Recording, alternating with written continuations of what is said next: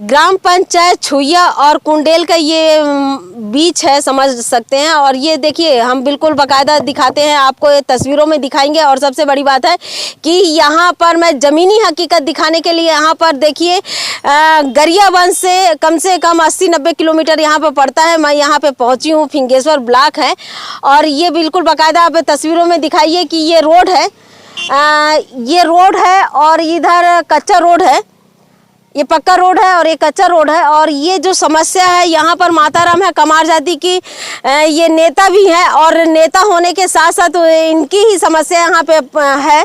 और सबसे बड़ी बात है कि यहाँ पर जो आप देख रहे हैं कि डाक बेल लगा हुआ है, बिल्कुल बाकायदा यहाँ पे देख सकते हैं।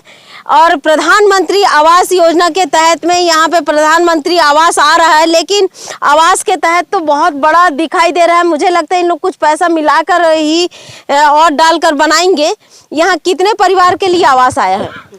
पूरा परिवार के लिए। कितने परिवार? वो सात परिवार है ना, 7 परिवार के लिए। 7 परिवार का यहाँ आवास बनेगा। हाँ, यहाँ पर है ना, 2 परिवार, 2 परिवार के 2 भाई के बनेगा यहाँ आवास। ये जो आप लोग डाक बेल लगाए हैं, ये 2 परिवार का है ना, 2 भाई का बनेगा यहाँ पर, है ना। तो ये विवादित जो 2 भाई का जो आवास आया है उन्हीं का है यहाँ पर, है ना। हाँ, उन्हीं का है। तो ये बताइए, आपका नाम क्या है? धान भाई। धान भाई जी, हाँ। क्या समस्या आ गया कि आप जो मुझे यहाँ पे बुलाए हैं और अपनी हकीकत दिखाना चाहते हैं? और सबसे बड़ी बात है क्या अभी आचार संहिता में शासन प्रशासन से लेते हुए सभी कोई हाथ बंधे हुए हैं, क्योंकि अभी कुछ भी नहीं कर सकते हैं। तो इससे क्या होता है कि बहुत सारी ऐसे गतिविधि जो चलते रहते हैं, अनावश्यक, जो परेशान करना है, क्योंकि उनको पता रहता है कि अभी किसी का कुछ चलना नहीं है और जिसके लिए शासन प्रशासन जिम्मेदार नहीं होगी।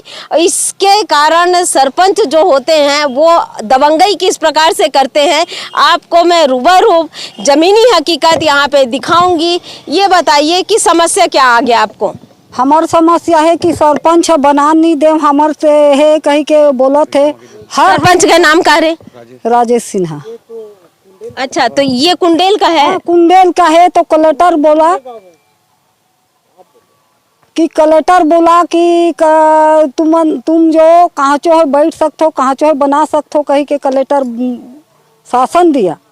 तो ये बताओ, आप लोग कितने साल से यहाँ पे काबिज हो? ये यहाँ 50 साल से काबिज है, पूर्वज को। 50 साल से। हाँ। तो पहले कोई समस्या नहीं हुआ? नहीं, कोई का समस्या नहीं रही से नहीं बोले नहीं हूँ। तो ये जो घर बना है, ये क्या आवास है या कुछ? आवास है। आवास है। हाँ, 9000 के आवास है कि हम ये इंदिरा गांधी परियोजना अंतर्गत लागू हो है और खुद कलेक्टर घोषणा करके गए है। यहाँ से कितने हजार का है? 9000 का।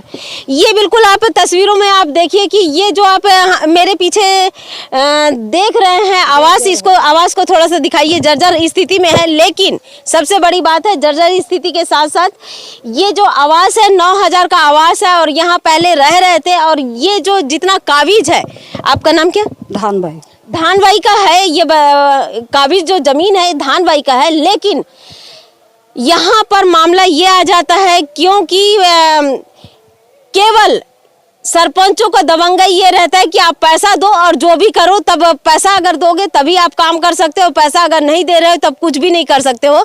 तो कई ऐसे जमीन है जो शासकीय जमीन है, शासकीय जमीन को किस प्रकार से बेच दिया गया है, कई सरपंचों द्वारा बेच दिया गया है। ऐसा नहीं है, अगर रिकॉर्ड में अगर देखा जाए तो कई सरपंच ऐसा कर रहे हैं। तो अभी आपको वर्तमान में क्या बोला गया है यहाँ पर? अभी मत बनाइए करा काम का है कि पैसा दे मांगत है। कितना पैसा? 1 लाख। 1 लाख रुपए मांगे हैं। तो ये बताइए सरपंच जी, 1 लाख रुपए एक गरीब व्यक्ति अगर दे सकते हैं, क्या आप इस झोपड़ी को तो पहले देखिए कि जिस झोपड़ी में 9,000 का झोपड़ी आज भी यहाँ पर यथावत है, तो ये ऐसे व्यक्ति हैं जो संजो के आज भी 9,000 का झोपड़ी को रखे हैं। ये इंदिरा गांधी योजना के अंतर्गत में जिस प्रकार से 9,000 का आवास दिया गया था वो आज भी यहाँ पर मौजूद है। तो ये समझ सकते हैं कि ये गरीब व्यक्ति है, वो 1 लाख रुपए आपको किस प्रकार से देंगे। तो मैं यहाँ पर एसपी महोदय से भी कहूँगी कि ऐसा नहीं है कि सरपंच द्वारा जिस प्रकार से यहाँ पर प्रताड़ित किया जा रहा है कि 1 लाख रुपए अगर आप नहीं दोगे तो यहाँ पर प्रधानमंत्री आवास आप नहीं बना सकते हैं। तो इस पर कड़ी कार्रवाई होनी चाहिए, ऐसे सरपंच के विरुद्ध कड़ी कार्रवाई होना चाहिए। कलेक्टर साहब से भी कहूँगी कि ऐसे सरपंच के ऊपर कड़ी कार्रवाई होना चाहिए। तो ये बताइए कि कितने टाइम आपके पास में आए थे और बोल के गए हैं कि नहीं बनाना है आपको? 6 बजे 6।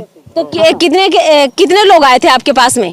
के जन आ रही थी? 2 आदमी। 2 आदमी आ रही थी। हाँ। तो आप नहीं थे घर पे? हाँ, मैं दी रही। नहीं रहे हो? हाँ। अच्छा, आपकी बहू रही हैं घर पर। ये बताओ, क्योंकि आप कलेक्टेड में भी गए थे और बता रहे थे, तो आपकी सास नहीं थी घर पे? हाँ। आप लोग कितने लोग थे घर पे जब उन लोग आए थे तब?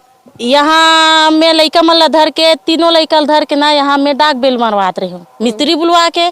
तो अतनी टाइम हुआ थोड़ा 6 बजे के बाद, अभी के बजे 6 बजे के बाद ना वो का बोली कि ते कैसे डाक बिल मारा था, ऐसे किता ये जमीन हमारे, तब मैं डाक बिल मारा था, घर बना हूँ ऐसे कही के। तो वो बोलिस कि ते पैसा रख तब ते डाक बिल मारबे ये तोर काम चालू करबे, ऐसे बोलिस। तब मैं कहे काबर मैं तोल पैसा दूँ और मैं काबर तोला ये मोर जमीन नहीं हो कि कहा था। तो वो बोलिस कि ते पट्टा दिखाबे की, तो मोर तो पट्टा नहीं है, मोला सरकार यहाँ खुद बैठा रही। तो मैं तो जंगल काट के घलो बैठा रही हूँ, तब मोला सरकार है बैठा रही हूँ वहाँ बीच जंगल में। ते तो सियार कहा था के हूँ आओ फोन करके ना 10-12 आदमी आओ आ जाए ऐसे बोलिस, लेकिन वो मन नहीं है ऐसे। तो ये बताइए कि आप लोग किस जाति में आते हैं? कमार जाति में, बेहद जंगल के रहने वाला, कांदा कुसा खाने वाला, और बहुत तकलीफ से जीवन अपन करत चले आत हूँ। फिर अब शासन है दे थे दार चाहूँ तो बढ़िया खुशी से जीवन जियत हैं। सबसे बड़ी बात है कि कमार जाति के हैं। और बताइए, कमार जनजाति के जो है यहाँ पर ये तो पूरी तरीके से देख सकते हैं कि ये मैदान है, ये शासकीय जमीन है, मैदान है, लेकिन ये यहाँ तक कि शासन जंगल में भी इन लोगों को रहवास के लिए बिल्कुल ज़मीन देती है, जंगल के इनको देखने के लिए, देख रेख करने के लिए भी देती है। और यहाँ तक कि इनको इतना छूट है कि वो अपने जीवन यापन के लिए कहीं भी जाकर वो रह सकते हैं। लेकिन आज किस प्रकार से दबंगई है ये बताइए। अभी आप लोग शायद डाक बेल ये सब डाले हैं, ये पत्थर जो आप लोग मंगाए हैं? नहीं, ये पत्थर कौन यहाँ खड़ा करे तो नहीं जान सके। ये पत्थर यहाँ पे डाले हैं ये नहीं मालूम आपको? नहीं मालूम, हम नहीं जाना था। ये अज्ञात है पत्थर, अब ये नहीं मालूम है कि किन्होंने डाला पत्थर, लेकिन इतना तो कह सकते हैं कि 1 लाख रुपए के लिए ही ये डाला गया होगा, क्योंकि यहाँ पे दबंगई करने के लिए। और कहा जाता है तो कि ठीक है पत्थर डाल दिए हैं। तो ये बताइए, पत्थर खैर अगर मान लो कुछ किसी काम से भी हो सकता है, पंचायती काम से भी हो सकता है, पत्थर डाले हैं, तो ये पत्थर यहाँ पे रहने से आप लोग का काम बंद तो नहीं होगा? नहीं हो, नहीं हो ना? नहीं हो। तो ये यहाँ पर मैं एसडीएम चाहे तहसीलदार साहब से भी कहूँगी कि ये कमार जनजाति के लोग हैं और यहाँ पर प्रताड़ना किया जा रहा है, तो इस पर कड़ी कार्रवाई होनी चाहिए। और मैं यहाँ पर आदिम जाति कल्याण विभाग के इसी साहब से कहूँगी कि आप के राज्य में देखिए कि किस प्रकार से कमार प्रताड़ित है, आवेदन किए हैं, इस पर सूक्ष्म जांच करके इस पर कड़ी कार्रवाई होना चाहिए। और मैं सबसे बड़ी बात बता रही हूँ, आज भ्रष्टाचार किस प्रकार से चरण सीमा में है। प्रधानमंत्री आवास योजना यानी कि गरीबों के लिए एक छत योजना लागू है कि जिससे गरीब जो है वो पक्के घर में रह सके, परेशान ना हो। चाहे वो उज्ज्वला योजना के तहत में कि गरीबों को उज्ज्वला योजना के तहत में उनको गैस मिले, उनको यानी कि आँख खराब ना हो, इस प्रकार से कई योजनाओं से संचालित है। तो ये बताइए प्रधानमंत्री की योजनाओं में किस प्रकार से भ्रष्टाचार किया जा रहा है, ये जमीनी हकीकत है। हाँ, डाका डाल रहे हैं यानी कि छोटे छोटे गरीब व्यक्तियों को किस प्रकार से सरपंच द्वारा डाका डाला जा रहा है। 1 लाख रुपए की डिमांड किया जा रहा है। अगर 5-10 हजार रुपए अगर रहता तो अलग चीज है, और 1 लाख रुपए मांग रहे हैं। और सबसे बड़ी बात है कि ये शासकीय जमीन है। शासकीय जमीन को तो कोई खरीदी बिक्री होता भी नहीं है, तो ये किस एवज में वो 1 लाख रुपए का डिमांड कर रहे हैं। और दूसरी बात है कि मैं आज कई बार फोन लगाई हूँ उनकी राय जानने के लिए, उनके विषय में उनको पता है कि ये धरोहर संदेश जो है जमीनी हकीकत दिखाने के लिए वहाँ तक पहुँचेगी भी और ज़मीनी हकीकत दिखाएगी भी, इसलिए उन्होंने फ़ोन मेरा नहीं उठाया। क्योंकि अगर मैं उनसे बातचीत करती हूँ तो ज़मीनी हकीकत, उनकी सच्चाई, उनकी सब कुछ ऑटोमेटिक पता चल जाएगा करके आज वो फ़ोन नहीं उठाए। यहाँ पर देखिए गरीब व्यक्ति किस प्रकार से प्रताड़ित है। और कई लोग ऐसे भी कमेंट करेंगे कि देखिए मीडिया यहाँ तक पहुँची है, ज़रूर कुछ लेन देन होगा। ये बताइए, ये गरीब है, ये गरीब क्या दे सकते हैं, किसी को भी क्या दे सकते हैं। तो ये सरपंच 1 लाख रुपए जो मांग रहे हैं, ये किस एवज में मांग रहे हैं, कैसे मांग रहे हैं। निर्दयी से सरपंच है, ऐसे ऐसे निर्दयी सरपंच है जो मालूम है कि वो 5 साल तक बनेंगे, क्योंकि पूर्वज में भी सरपंच थे, इसलिए उनको पता है कि किस प्रकार से लोगों को प्रताड़ित किया जाता है। और अभी भी उनकी मिसेज है सरपंच, लेकिन पूरा काम सरपंच प्रतिनिधि करते हैं। ये आपके पास यहाँ पे आए थे, ये बताओ कि कौन आया था, सरपंच प्रतिनिधि या सरपंच? सरपंच और लेखराम दोनों आए रही से, उप सरपंच और सरपंच। सरपंच यहाँ के लेडीज है कि जेंट्स है? जेंट्स है। हाँ, तो मैं गलत हो गया मुझसे। हाँ, जेंट्स आ रही से, यहाँ पर आ रही से जेंट्स आ रही से। जेंट्स यानी कि जनप्रतिनिधि आ रही से, वो तो सरपंच यहाँ की लेडीज है है नहीं? हाँ, लेकिन मतलब ना जेंट्स यहाँ रोकवाए पर आ रही से। यहाँ पर हर जगह ये बताइए, सरपंच मेन क्या है पंचायती राज में।